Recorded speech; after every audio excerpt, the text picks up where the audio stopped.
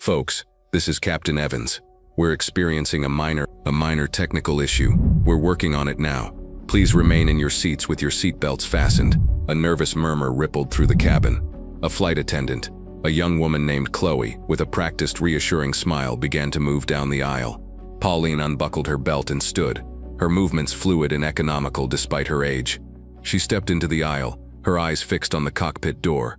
Chloe intercepted her immediately. "Ma'am, the captain asked everyone to remain seated. The port engine compressor is stalling," Pauline said, her voice quiet but carrying an undeniable weight of authority. "He's losing thrust symmetry." Chloe's smile faltered, replaced by a flicker of annoyance. She saw an old woman, probably confused by the announcement, spouting nonsense. "Ma'am, please, the pilots are professionals. They have it under control. Let me help you back to your seat."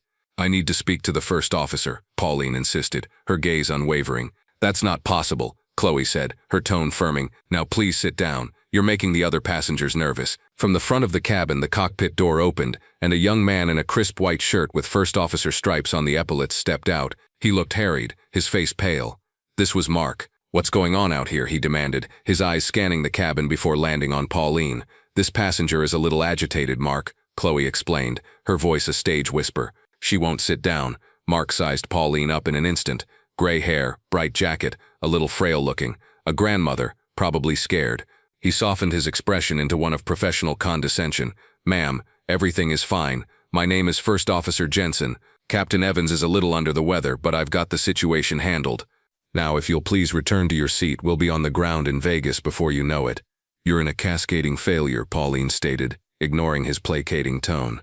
"Your ECAS is probably lit up like a Christmas tree, and you're fighting a yaw you can't correct with the rudder trim alone. You need to shut down engine 1 before it seizes completely." Mark stared at her, his mouth slightly agape. It was an uncanny, terrifyingly accurate assessment. How could she possibly know that? He shook it off. A lucky guess. A retired mechanic's wife, maybe. He had to maintain control.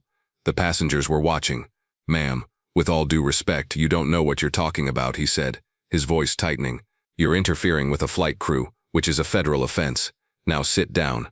He turned his back on her to speak with Chloe, a clear dismissal. Pauline didn't move. She could feel the plane beginning to slew, a slow, sickening slide to the left. Mark was in over his head. The captain wasn't under the weather. He was incapacitated, and the young co-pilot was drowning. She took a step forward. "First Officer Jensen," she said, her voice cutting through the cabin's nervous quiet.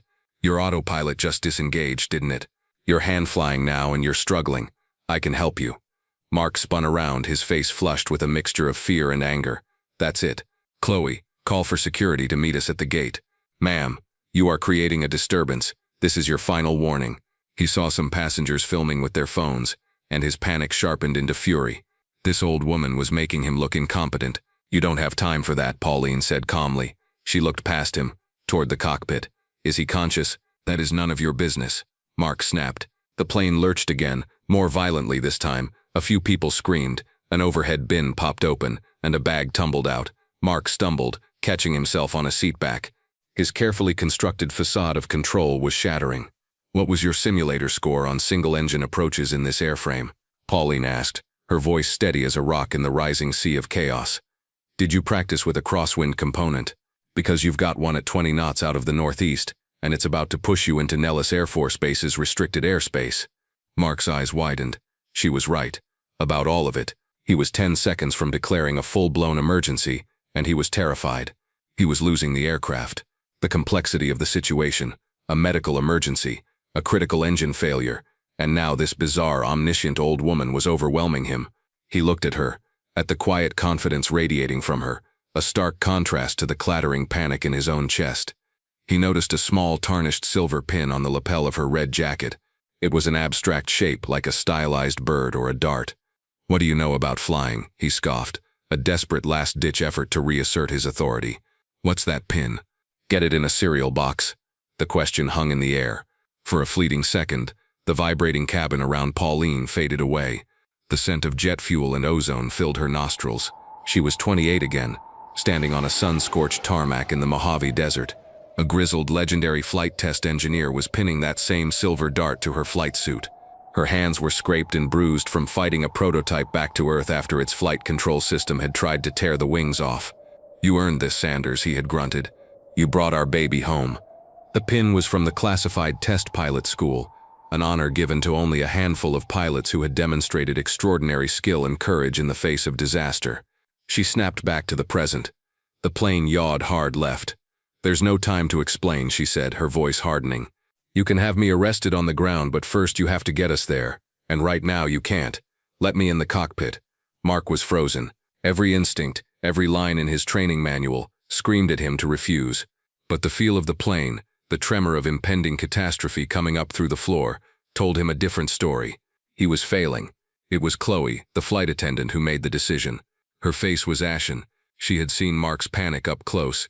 She had heard the undeniable expertise in Pauline's voice. "Mark," she whispered, her hand on his arm. "Let her try." Defeated, Mark stumbled back and gestured toward the cockpit. "Fine," he choked out, his voice barely audible. "Fine." Pauline moved past him without a word, her expression unreadable. She slipped into the cockpit and closed the door behind her. The captain was slumped in the left seat, unconscious, his face pale and beaded with sweat. The right seat, Mark's seat, was empty. The cockpit was a cacophony of alarms and flashing lights. The view through the windscreen showed the world tilted at a precarious angle. She took a deep, steadying breath and slid into the captain's seat, gently moving his legs aside. Her hands, wrinkled with age, moved with an impossible speed and precision over the complex instrument panel. She silenced the most distracting alarms, her eyes scanning the dizzying array of screens and gauges, absorbing the data with a speed that defied her years. She grabbed the yoke. The plane felt heavy, sluggish, a wounded beast. Mark stumbled in behind her, strapping himself into the first officer's seat. He watched, stunned into silence, as she began to fly the plane. Her inputs were small, precise, almost delicate. She wasn't fighting the crippled aircraft. She was guiding it, coaxing it, using the rudder pedals with an expertise he had only read about. The sickening yaw began to subside. The plane started to stabilize. "Get on the radio," she ordered, her eyes never leaving the instruments. "Declare an emergency. Tell them we have an engine failure and a medical situation. Divert us to Nellis. It's the closest runway long enough for this kind of landing." Mark fumbled for the microphone, his hands shaking. "Mayday, mayday, mayday," he stammered. We have an engine 1 failure and our captain is incapacitated. We are declaring an emergency and requesting immediate diversion to—" A calm voice from air traffic control came back instantly. "Global 451, roger your mayday. Turn left heading 290. Descend and maintain 10,000 feet. Squawk 7,700. Emergency services will be standing by." As Mark relayed the instructions, the sky off their right wing was suddenly filled by 2 sleek, gray shapes, F-35 Lightning IIs, appearing as if from nowhere, sliding into a close escort position. The lead fighter was so close they could clearly see the pilot in the cockpit, her helmeted head turning toward them. The radio crackled again, this time on the emergency guard frequency. It was a woman's voice, crisp and professional. "Global 451, this is Havoc 1. We're on your wing. How can we assist?" "Havoc 1, this is Global 451, Mark responded, his voice still shaky. "We have an inexperienced pilot at the controls." Pauline shot him a look that could have melted steel. She reached across, took the microphone from his trembling hand and keyed the comm switch. Her voice was pure calm, the voice of command. "Havoc, this is the pilot of Global 451, she said. "I am not an airline-rated pilot, but I have time and type. I need you to be my eyes. Give me a damage assessment on Engine 1 and confirm gear status on my final approach." There was a pause. The F-35 pilot was likely confused by the calm, authoritative voice of the inexperienced woman who had just taken control of a crippled airliner. "Ma'am, can you state your qualifications?" The voice of Havoc 1 asked, a hint of suspicion creeping in. Pauline hesitated for a fraction of a second. It had been decades, a lifetime ago. But in a crisis you fall back on your training, on who you are. "I have no current qualifications to be in this seat," she said evenly. "But I have a few thousand hours in everything from a T-38 to a YF-23. My old call sign was Widow 6. Silence, not for a second or two, but for a full 5 seconds, an eternity in aviation. Mark looked from the radio to Pauline, utterly bewildered. "Widow 6, what is that?" Before she could answer, the radio exploded. It wasn't the voice of Havoc 1. It was a male voice, deeper, from the other F-35. "Say again, Global Air. Did you say Widow 6? "Affirmative," Pauline replied. Another longer silence. Then Havoc 1 came back on, and her voice was completely different. The professional crispness was still there, but it was now layered with something else: shock, awe, and a profound, unwavering respect. "Widow 6, the pilot said, her voice catching slightly. "This is Major Jessica Viper Evans. Ma'am, holy cow, stand by one." Inside the command post at Nellis Air Force Base, the emergency alert had already sent a jolt through the operations floor. A civilian airliner in distress diverting to their field was a major event. The wing commander, a stern-faced colonel named Davies, was already overseeing the response. "Get me a line to the cockpit," he ordered. "Who are we talking to?" "The first officer, sir," an airman replied. "But he sounds panicked. Said an inexperienced pilot is flying the plane." "But then, sir, you need to hear this." He patched the comms through the main speaker. They all heard Major Evans's stunned voice. "Widow 6, holy cow." An older master sergeant in the corner of the room, a man who had been maintaining aircraft since the Cold War, looked up from his console, his eyes wide. "Sir," he said, his voice hushed. "There's only one Widow 6. "Who?" Davies snapped. "It's a legend, sir. A ghost story we tell the new pilots." "I don't have time for ghost stories, Master Sergeant." "Sir, run the call sign," the sergeant insisted. A young lieutenant, her fingers flying across a keyboard, pulled up a legacy database of retired and inactive call signs. She typed WIDOWSIX. The system churned for a moment, then a single file appeared on the screen. The room fell silent as they read. "Colonel Pauline Sanders, USAF, retired." A cascade of information scrolled across the screen. "Graduate, USAF Test Pilot School, class of 1988. First woman to fly multiple experimental black projects. Logged over 4,000 hours in 50 different aircraft types. Citations for valor, including one for landing a crippled YF-12 prototype after a catastrophic engine explosion over Groom Lake. Another for nursing a damaged F-117 Nighthawk back to base during Desert Storm after its control systems were hit by shrapnel. She had been a pioneer, a trailblazer who had operated in the shadows, her career shrouded in the secrecy of advanced aviation development. She had retired almost 20 years ago. The file photo showed a much younger woman with the same piercing eyes, a confident smile on her face, standing in front of a futuristic matte black aircraft. Colonel Davies stared at the screen, his mind reeling. The inexperienced pilot was Pauline Widow 6 Sanders. One of the finest aviators their service had ever produced was in the cockpit of that dying airliner. "Major Evans," Davies's voice boomed over the command channel to the F-35's. "Your new mission is to provide whatever assistance Colonel Sanders requires. Get her on the ground safely. That is your only priority. Relay any and all requests she has directly to me. Treat her as the ranking officer in that sky. Do you understand?" "Crystal clear, sir," Viper replied, her voice filled with a newfound intensity. "Understood. Widow 6 is in command." Back in the cockpit of Global Air 451, Mark was staring at Pauline as if she had just sprouted wings. "Colonel," he whispered, the word foreign and unbelievable on his tongue. Pauline ignored him. She was focused, her mind a cold, clear machine processing 1,000 points of data. The plane was stable, but it was still a wounded bird. Landing it would require every ounce of skill she possessed. The radio crackled again. It was Major Evans. "Widow 6, Havoc 1. We're with you. The base is yours. Colonel Davies is on the horn and says to give you anything you need. Your port engine is showing no signs of fire, but it's dead weight. You're trailing a little hydraulic fluid, but it doesn't look critical. How do you want to play this?" This was the moment of truth. The modern Airbus cockpit was a world away from the analog gauges and direct link controls of the aircraft she had mastered. This was a flying computer, and she didn't speak its native language. "Viper," Pauline said, her voice a calm counterpoint to the still blaring alarms she hadn't silenced. "I'm a steam gauge pilot in a glass cockpit world. I've got the feel for the airframe, but I need you to talk me through your fly-by-wire systems. I can't get the landing configuration set." Mark, finally jolted out of his stupor, reached for the controls. "I can do that," he said, his voice cracking. "I can set the flaps and—" "No," Pauline cut him off, her tone leaving no room for argument. "You are my co-pilot now. You will do exactly what I say when I say it. Your job is to monitor the systems I can't, and back me up on my calls. Are we clear, First Officer?" Yes, ma'am," he stammered, shrinking back in his seat. The arrogant young pilot was gone, replaced by a humbled, terrified subordinate. What followed was an extraordinary dialogue, a conversation across generations of aviation, broadcast by mistake over the cabin's public address system.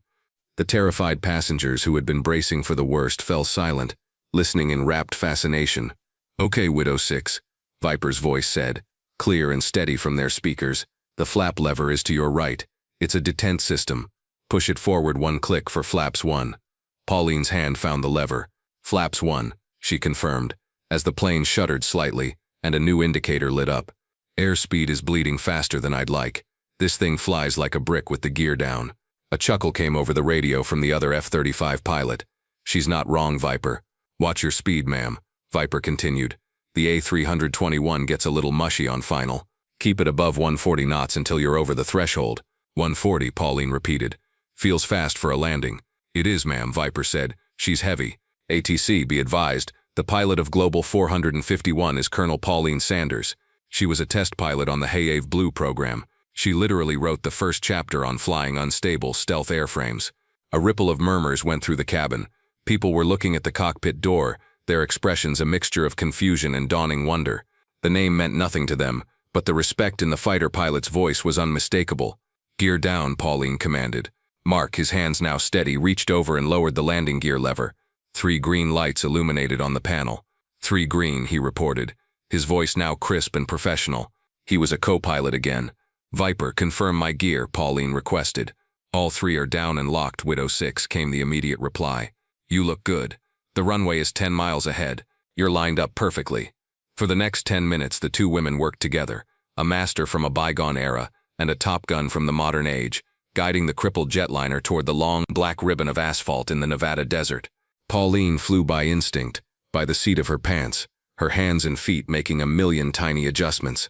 Viper acted as her system's interface, her calm voice translating the digital world of the Airbus into concepts Pauline could understand and act upon. 2 miles out, ma'am. You're a little high. I know, Pauline said. I'm keeping the energy up. Don't want to stall it this close to the dirt. Mark, full flaps. Full flaps, he confirmed. The ground rushed up to meet them. The runway lights were a beautiful, welcoming sight. 100 feet, Viper's voice called out. 50, 20, you're in the flare. Easy now.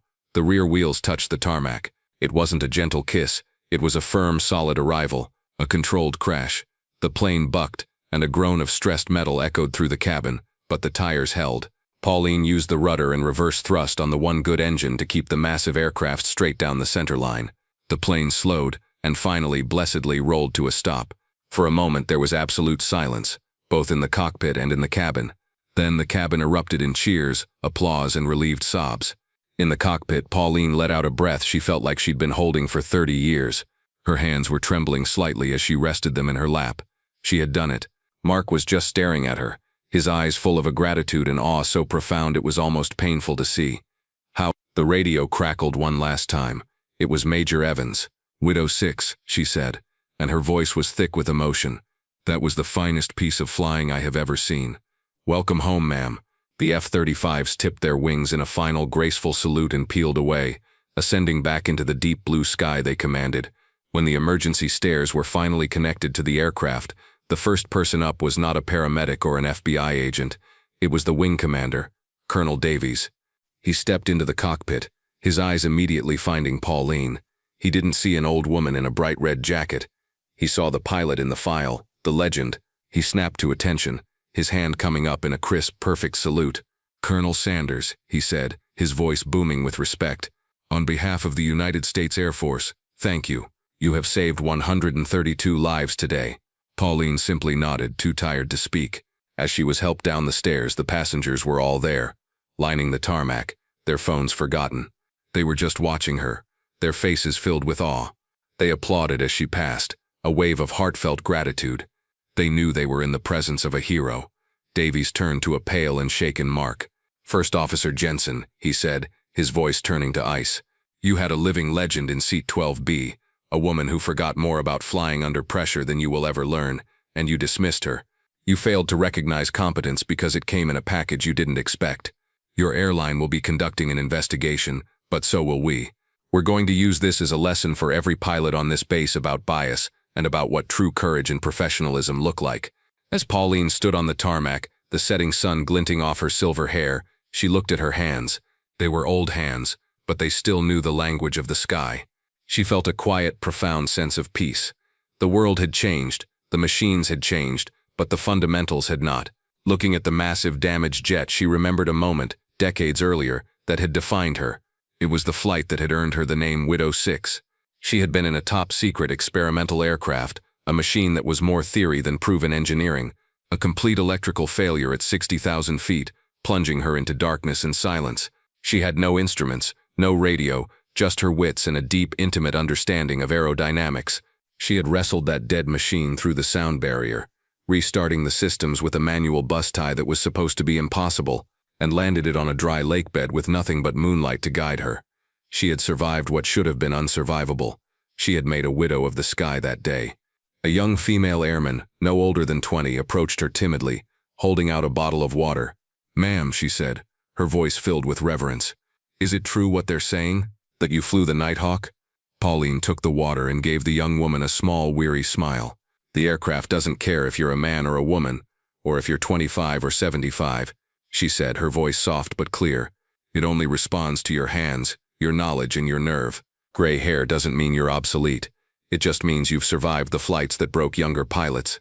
Weeks later, the incident had become a media sensation.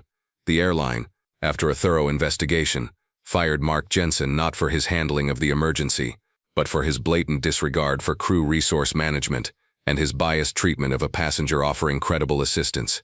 The FAA launched a new initiative to incorporate lessons on age and gender bias into pilot training, unofficially dubbing it the Sanders Rule. Pauline found a measure of quiet fame she had never sought. One afternoon, she was visiting the Aviation Museum off base, looking at a display for the SR-71 Blackbird, an aircraft she had always admired. "Colonel Sanders?" She turned. It was Mark Jensen.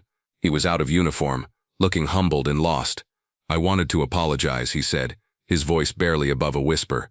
He wouldn't meet her eyes. "I was arrogant. I was scared. And I was wrong. You were right about everything, and I was too proud and too stupid to see it. I'm sorry." Pauline looked at him, and for the first time, she didn't see a cocky kid.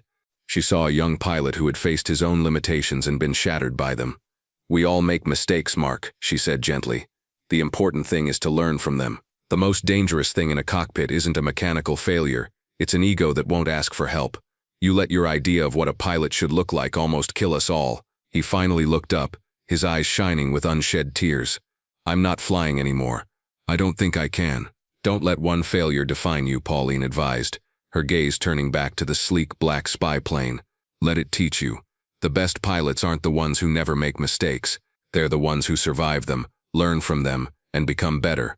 Go back to your training. Start from the beginning.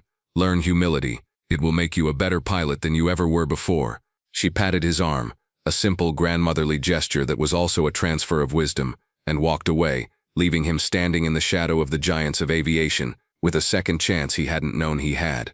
She had one more sky to conquer, the quiet, peaceful sky of a well-earned retirement.